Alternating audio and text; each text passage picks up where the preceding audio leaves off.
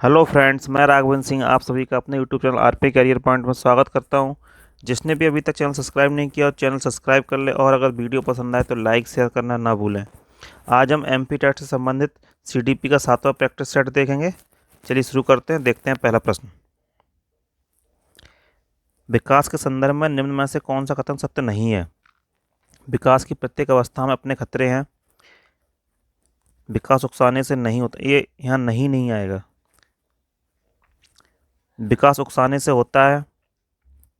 विकास सांस्कृतिक परिवर्तनों से प्रभावित होता है। विकास की प्रत्येक अवस्था की अपनी विशेषताएं होती हैं। इसका राइट आंसर होगा ऑप्शन नंबर बी, विकास उकसाने से होता है। असत्य कथन पूछ रहा है वो। विकास की प्रत्येक अवस्था में अपने खतरे होते हैं, ये भी सही है। विकास सांस्कृतिक परिवर्तनों से प्रभावित होता है, ये भी सही है। विकास की प्रत्येक अवस्था की अपनी विशेषताएं होती हैं, ये भी सही है। विकास उकसाने से होता है, ये गलत है। विकास उकसाने से नहीं होता बल्कि प्रोत्साहित करने से होता है। यह सांस्कृतिक परिवर्तनों से निरंतर प्रभावित होता रहता है, इसलिए इसका right answer option number B. चलिए अगला प्रश्न देखते हैं। तनाव क्रोध की अवस्था कौन सी है? शैशवावस्था, किशोरावस्था, बाल्यावस्था, वृद्धावस्था। इसका राइट आंसर होगा ऑप्शन नंबर बी, किशोरावस्था।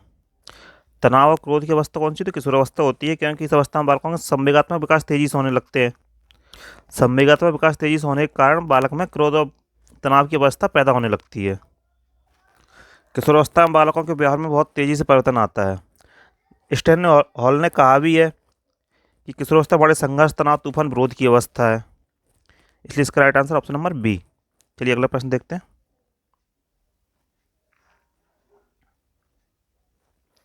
मानव विकास को निम्न क्षेत्रों में विभाजित किया जाता है, जो है शारीरिक, आध्यात्मिक, संज्ञानात्मक, सामाजिक। बी ऑप्शन शारीरिक, संज्ञानात्मक, संवेगात्मक, सामाजिक। सी ऑप्शन है संवेगात्मक, संज्ञानात्मक, आध्यात्मिक, सामाजिक, मनोवैज्ञानिक। डी है मनोवैज्ञानिक, संज्ञानात्मक, संवेगात्मक, शारीरिक। इसका राइट आंसर होगा ऑप्शन नंबर डी, मनोवैज्ञानिक, संज्ञानात्मक, संवेगात्मक और शारीरिक। मनोवैज्ञानिक और संज्ञानात्मक विकास का संबंध किससे होता है? मानसिक विकास से होता है। और संवेगात्मक विकास का संबंध होता है उसके व्यवहार से। इस right answer option number D. चलिए अगला प्रश्न देखते हैं।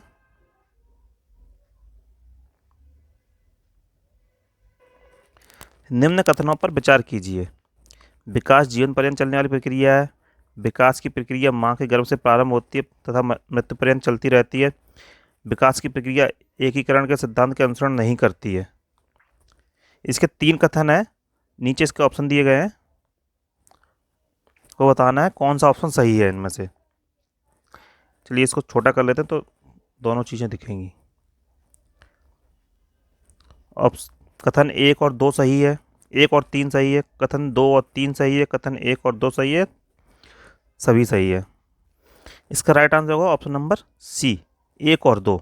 कथन 1 सही है, विकास जीवन पर्यंत चलता रहता है। दूसरा भी सही है, विकास की प्रक्रिया माँ के गर्भावस्था से प्रारंभ होती है और मृत्यु तक चलती रहती है। तीसरा सही नहीं है, क्योंकि विकास की प्रक्रिया एकीकरण के सिद्धांत का अनुसरण नहीं करती है, ये गलत है। क्योंकि विकास की जो प्रक्रिया होती है वो एकीकरण के सिद्धांत का अनुसरण करती है, इसलिए ये गलत है। इसलिए राइट आंसर होगा ऑप्शन नंबर सी, 1 और 2। चलिए अगला प्रश्न देखते हैं।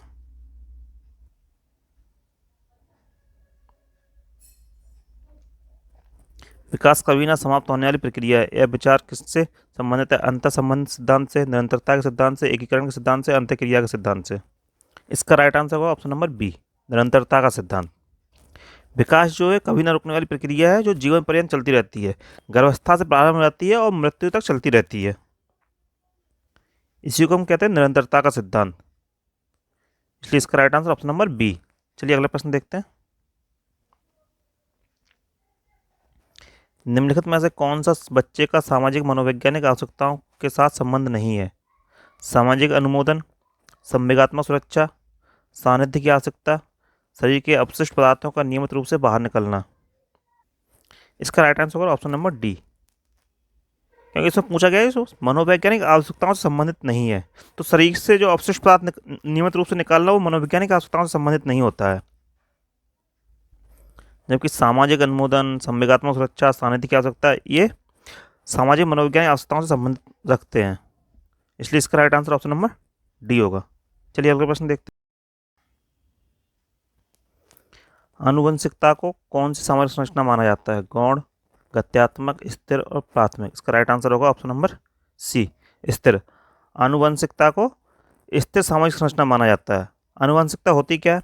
माता पिता अन्य पूर्वजों के गुणों का बच्चों में हस्तांतरण होना आनुवंशिकता कहलाता है। जो सामाजिक संरचना होती है वो भी आनुवंशिक गुणों के अनुसार ही विकसित होती है, इसलिए इसका right answer option number C. चलिए अगला प्रश्न देखते हैं। निम्नलिखित में से कौन सा क्रम सही है? अंडाणु, शुक्राणु, ब्लास्टोसिस्ट, युग्मनज। ब्लास्टोसिस्ट, अंडाणु, शुक्राणु, युग्मनज। ब्लास्टोसिस्ट, युग्मनज, अंडाणु, शुक्राणु, अंडाणु, शुक्राणु, युग्मनज, ब्लास्टोसिस्ट। इसका राइट आंसर होगा ऑप्शन नंबर डी, अंडाणु, शुक्राणु, युग्मनज, ब्लास्टोसिस्ट। निषेचन क्रिया के दौरान गर्भावस्था ये होने वाला सही क्रम है। अंडाणु का श्रावण जो होता है महिलाओं से होता है, शुक्राणु का श्रावण जो होता है पुरुषों से होता है। निषेचन क्रिया के दौरान युग्मनज का निर्माण होता है, इसलिए इसका right answer option number D. चलिए अगला प्रश्न देखते हैं।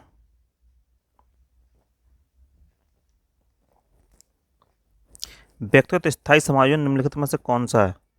पर्यावरण के साथ, जीवन के साथ, प्रकृति के साथ, उपरोक्त सभी। इसका राइट आंसर होगा उपरोक्त सभी, ऑप्शन नंबर डी। व्यक्तित्व स्थायी समायोजन पर्यावरण, प्रकृति और जीवन तीनों के साथ करता है, क्योंकि व्यक्तित्व का निर्माण जो होता है वो वातावरण के अनुरूप ही होता है। पर्यावरण, प्रकृति, जीवन के अनुकूल अपने आप को समायोजित करना ही व्यक्तित्व का स्थायी समायोजन कहलाता है, इसलिए इसका right answer option number D. चलिए अगला प्रश्न देखते हैं।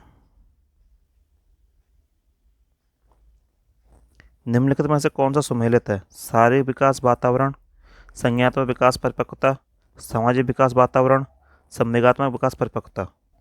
इसका राइट आंसर होगा ऑप्शन नंबर सी, सामाजिक विकास जो होता है वो वातावरण का ही परिणाम होता है। सामाजिक विकास के साथ बालकों में नई रुचियां, नए व्यवहार, नए प्रकार के मित्रों के चुनाव में वृद्धि होती है। सामाजिक विकास का शारीरिक, मानसिक, संवेगात्मक और व्यक्तित्व विकास से घनिष्ठ संबंध होता है, इसलिए इसका right answer option number C. चलिए अगला प्रश्न देखते हैं।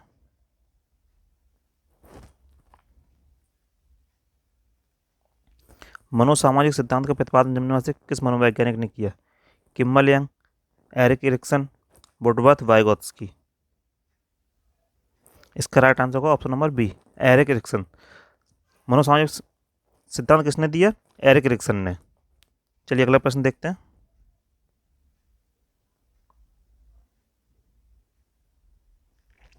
पियाजे के सिद्धांत के अनुसार निम्नलिखित में से कौन सा व्यक्ति के संज्ञानात्मक विकास को प्रभावित नहीं करेगा? भाषा, सामाजिक अनुभव, परिपक्वन, क्रियाकलाप। इसका राइट आंसर होगा ऑप्शन नंबर सी, परिपक्वन। पियाजे के अनुसार भाषा, सामाजिक अनुभव एवं क्रियाकलाप ऐसे कारक हैं जो व्यक्ति के संज्ञानात्मक विकास को प्रभावित करते हैं, जबकि परिपक्वन संज्ञानात्मक विकास को प्रभावित नहीं करता है। संज्ञानात्मक विकास का संबंध किससे होता है? मानसिक विकास से हो जाता है। चलिए अगले प्रश्न देखते हैं।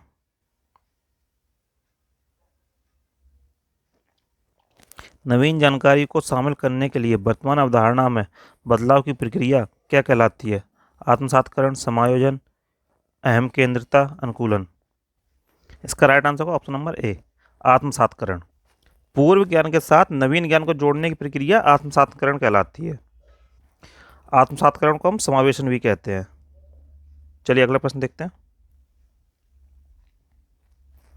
लेब वाइगोत्स्की के अनुसार संज्ञानात्मक विकास के मूल कारण क्या है? सामाजिक अन्योन्य क्रिया, उद्दीपक अनुक्रिया युग्मन, संतुलन, मानसिक प्रारूपों का समायोजन। इसका राइट आंसर होगा ऑप्शन नंबर डी, मानसिक प्रारूपों का समायोजन। लेब वाइगोत्स्की के अनुसार संज्ञानात्मक विकास के मूल कारण क्या है? मानसिक प्रारूपों का समायोजन। मानसिक समायोजन क्या होता है? मानसिक स्वास्थ्य माना जाता है, जैसे सकारात्मक सोच है, स्वतंत्र निर्णय लेने की क्षमता है, जिज्ञासा प्रवृत्ति है, संवेगात्मक स्थिरता है, सामाजिक कार्यों में हिस्सा लेना है, ये सब क्या है? मानसिक समायोजन है। चलिए अगला प्रश्न देखते हैं। बाल केंद्र शिक्षा के अंतर्गत क्या सम्मिलित नहीं है? गृह कार्य प्रदान करना, बालक को प्रश्न पूछने के लिए प्रेरित करना, बालक के अनुभव को प्राथमिकता प्रदान करना, बालक की सृजनात्मकता को बढ़ावा देना। इसका राइट आंसर होगा ऑप्शन नंबर ए, प्राथमिक स्तर पर बालकों को गृह कार्य नहीं दिया जाता है। जो गृह कार्य देना बाल केंद्र शिक्षा के अंतर्गत नहीं आता है। बालक को प्रश्न पूछने की प्रेरित करना ये बाल केंद्र शिक्षा के अंतर्गत आता है। बालक के अनुभव को प्राथमिकता देना ये भी बाल केंद्रित शिक्षा के अंतर्गत आता है। बालक की सृजनात्मकता को बढ़ावा देना, ये भी बाल केंद्रित शिक्षा के अंतर्गत आता है। लेकिन बालक को गृहकार्य प्रदान करना ये बाल केंद्रित शिक्षा का अंतर्गत नहीं आता है, इसलिए इसका right answer option number A. चलिए अगला प्रश्न देखते हैं।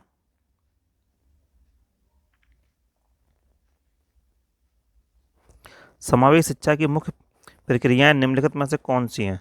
सामान्यीकरण, शिक्षा की मुख्य धारा, संस्था रहित शिक्षा, उपरोक्त सभी। इसका राइट आंसर होगा ऑप्शन नंबर डी, उपरोक्त सभी। समावेशी शिक्षा की सारी प्रक्रियाएं हैं, सामान्यीकरण भी है, शिक्षा की मुख्य धारा भी है, संस्था रहित शिक्षा भी है। समावेशी शिक्षा होती क्या है? समावेशी शिक्षा समाज के सभी वर्ग समूह को शिक्षा प्रदान करना ही समावेशी शिक्षा कहलाता है। समावेशी शिक्षा में क्या है कि दिव्यांग बालक हैं, विशेष आवश्यकता बालक हैं और सामान्य बालक हैं, इन सभी को एक साथ बैठाकर शिक्षा दी जाती है, इसी को हम समावेशी शिक्षा कहते हैं, इसलिए इसका राइट आंसर होगा ऑप्शन नंबर डी। चलिए अगला प्रश्न देखते हैं। समावेशी शिक्षा किस ओर इंगित करती है? सभी बच्चे के लिए एक समान शिक्षण विधियाँ, सामान्य बच्चों विभिन्न रूप से योग्य बच्चों के लिए एक ही स्कूल, सामान्य एवं विभिन्न बच्चों के लिए पृथक स्कूल, सभी बच्चों के लिए एक समान सुविधा। इसका राइट आंसर होगा ऑप्शन नंबर बी, सामान्य बच्चों विभिन्न रूप से योग्य बच्चों को एक साथ शिक्षा। समावेशी शिक्षा में किसी बालकों को अलग अलग शिक्षा नहीं दी जाती है, चाहे वो दिव्यांग बालक हों, चाहे वो विशेष आवश्यकता वाले बालक हों, चाहे सामान्य बालक हों, सबको एक साथ एक रूप में शिक्षा देना ही समावेशी शिक्षा कहलाता है, इसलिए इसका राइट आंसर होगा ऑप्शन नंबर बी। चलिए अगला प्रश्न देखते हैं।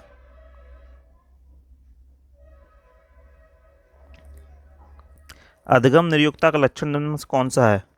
भागने की प्रवृत्ति, अशांत एवं ऊर्जावान, अवधान संबंधी विकार, अवप्रेरणा का अभाव। इसका राइट आंसर होगा ऑप्शन नंबर डी, अवप्रेरणा का अभाव। अवप्रेरणा का अभाव ही अधिगम निर्योगता को दर्शाता है। अधिगम के लिए अवप्रेरणा का होना बहुत ही आवश्यक है, इसलिए इसका राइट आंसर है ऑप्शन नंबर डी। चलिए अगला प्रश्न देखते हैं।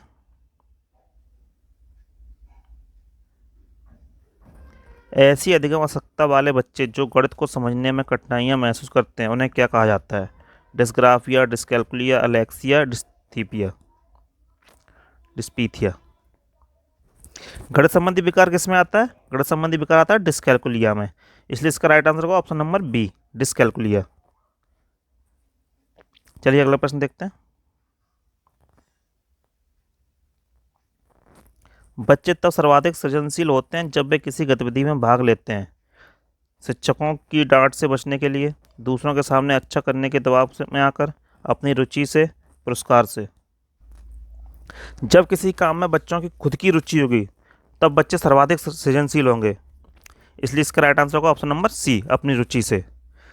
बालक जब खुद काम करता है, खुद करके सीखता है, तो वो उसको ज़्यादा समझ में आता है, ज़्यादा उसमें एक्टिव रहता है, उस कार्य में बच्चों की रुचि भी बढ़ जाती है, और तब बालकों की रुचि बढ़ जाती है तो अधिक सृजनशील हो जाते हैं, इसलिए इसका राइट आंसर है ऑप्शन नंबर सी। चलिए अगला प्रश्न देखते हैं। निम्नलिखित में कौन सा क्षेत्र सीखने का है? व्यावसायिक, अनुभविक, भावात्मक या आध्यात्मिक। इसका राइट आंसर होगा ऑप्शन नंबर बी, अनुभविक।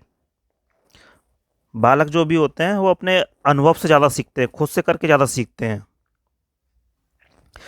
मनुष्य जैसे जैसे कोई कार्य करता जाता है वैसे उसकी अनुभव क्षमता बढ़ती जाती है, इसलिए इसका राइट आंसर है ऑप्शन नंबर बी। चलिए अगला प्रश्न देखते हैं।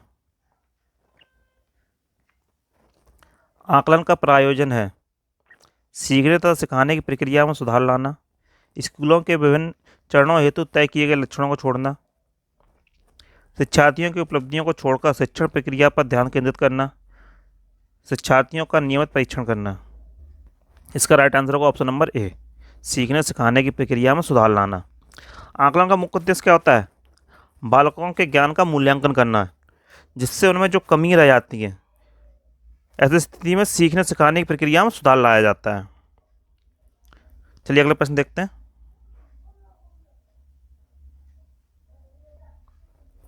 ऐसे शिक्षार्थी जिनकी बुद्धि प्रकार की होती है, ज़्यादातर वे भविष्य में वकील, डॉक्टर, दार्शनिक, साहित्यकार आदि बनते हैं। मूर्त, अमूर्त, निष्क्रिय, सामाजिक।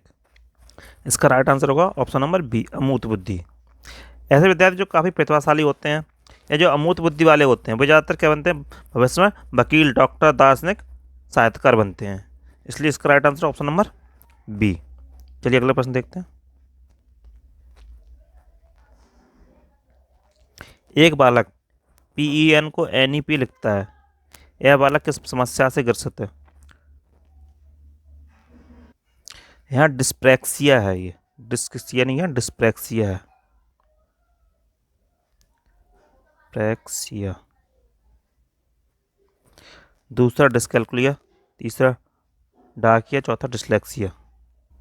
सॉरी, यहाँ डाकिया नहीं है, ऑप्शन थोड़े गड़बड़ हो गए हैं। यहाँ होगा डिस्ग्राफिया।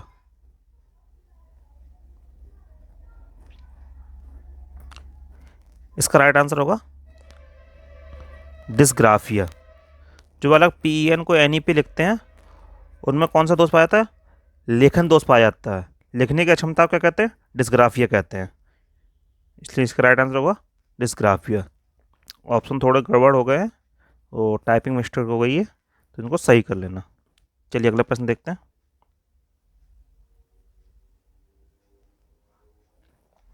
एक शिक्षक के लिए बाल विकास के सिद्धांत की जानकारी होना आवश्यक है, क्योंकि इसकी सहायता से वह शिक्षार्थियों को क्यों पढ़ाना चाहिए यह औचित्य स्थापित करता है, शिक्षार्थियों के सामाजिक स्तर की जानकारी प्राप्त करता है, शिक्षार्थियों की आर्थिक पृष्ठभूमि की जानकारी प्राप्त कर उनकी आर्थिक सहायता करता है, शिक्षार्थियों के विभिन्न अधिगम शैलियों को प्रभावी रूप से संबोधित करता है। इसका राइट आंसर होगा ऑप्शन नंबर डी। शिक्षार्थियों की विभिन्न अधिगम शैलियों को प्रभावी रूप से संबोधित करता है। शिक्षक जो होता है बालक के संपूर्ण विकास में बहुत ही महत्वपूर्ण भूमिका निभाता है। अगर उसे शिक्षण के सिद्धांतों का ज्ञान है तो बालक के विभिन्न सीखने की शैलियों को अधिक से अधिक सही कर पाएगा, अधिक से अधिक समझा पाएगा बालकों को। इसलिए इसका right answer option number D. चलिए अगला प्रश्न देखते हैं।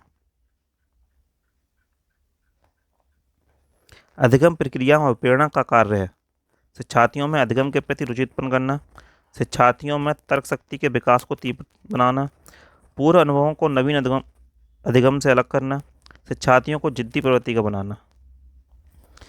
इसका राइट आंसर होगा ऑप्शन नंबर ए, शिक्षार्थियों में अधिगम के प्रति रुचि उत्पन्न करना। अवप्रेरणा का सामान्य अर्थ क्या होता है? अवप्रेरणा का अर्थ होता है प्रोत्साहित करना। जब बच्चे प्रोत्साहित होंगे तो उनमें रुचियाँ उत्पन्न हो जाती हैं।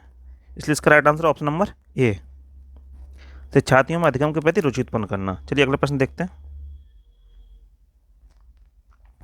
प्रत्येक छात्र स्वयं में विशिष्ट होता है, यह कथन दर्शाता है संवेगात्मक विभिन्नता को, अवप्रेरणा की विभिन्नता को, व्यक्तिगत विभिन्नता को, अधिगम प्रक्रिया की विभिन्नता को। इसका राइट आंसर होगा ऑप्शन नंबर सी, प्रत्येक छात्र स्वयं से विशिष्ट होता है। यह क्या है? व्यक्तिगत विभिन्नता है। प्रत्येक छात्र जो होता है अलग अलग वातावरण जन्म लेता है, अलग अलग पृष्ठभूमि से आता है, इसलिए कोई भी बालक एक जैसा नहीं होता है। चाहे वो जुड़वा बालक ही क्यों ना हो, उनमें कुछ ना कुछ व्यक्तिगत भिन्नता जरूर पाई जाती हैं। इसका right answer option number C. चलिए अगला प्रश्न देखते हैं।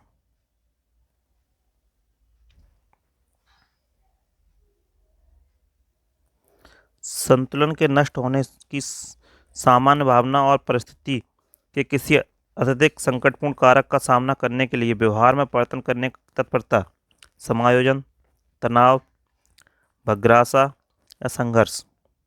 इसका राइट आंसर होगा ऑप्शन नंबर बी, तनाव। जब व्यक्ति तनाव में होता है तो उसका स्वयं से संतुलन नष्ट होने लगता है, इसलिए इसका right answer option number B. चलिए अगला प्रश्न देखते हैं। चिंतन युग अधिगम का लक्षण है दो या दो से अधिक अनुक्रिया का उपस्थित होना, भिन्न प्रकार की प्रक्रियाओं को पहचानने की योग्यता का होना, किसी समस्या के समाधान की दशा उपस्थित होना, वांछित अनुक्रियाओं का संबंध उत्तेजना क्रिया से होना। इसका राइट आंसर होगा ऑप्शन नंबर सी, किसी समस्या के समाधान की दशा उपस्थित होना। चिंतन जो है वो एक जटिल मानसिक क्रिया होती है। चिंतन जो है अधिकतर समस्या के समाधान के लिए उपयोग होता है। चलिए अगला प्रश्न देखते हैं। आज का अंतिम प्रश्न है, विभिन्न प्रकार के बाह्य तथा वैयक्तिक कारक अधिगम प्रक्रिया को संचालित एवं संपादित करते हैं, नीचे दिए गए विकल्प में से कौन सा कारक वैयक्तिक नहीं है? अभ्यास, अभ्यास आदत, क्रिया का समय, साफ सफाई, शारीरिक थकान। इसका राइट आंसर होगा ऑप्शन नंबर सी, साफ सफाई। अभ्यास आदत, क्रिया का समय और शारीरिक थकान, ये जो है तीनों वो व्यक्तिक कारक हैं। साफ सफाई जो है वो वाहक कारक है, इसलिए इसका राइट आंसर होगा ऑप्शन नंबर सी। चलिए आज का वीडियो यहीं समाप्त करते हैं। ये हमारे दो टेलीग्राम ग्रुप हैं। पहला ग्रुप है क्विज के लिए, दूसरा ग्रुप है नोट्स के लिए। यहाँ पर सभी प्रकार के नोट्स मिलेंगे आपको, चाहे यूपी टेट हो, एमपी टेट हो, सुपर टेट हो, सी टेट हो, सभी प्रकार के नोट्स आपको इस वाले ग्रुप में मिल जाएंगे। अगर आपको हमारा वीडियो पसंद आया हो तो लाइक करें, शेयर करें और चैनल को सब्सक्राइब करना ना भूलें। बहुत बहुत धन्यवाद।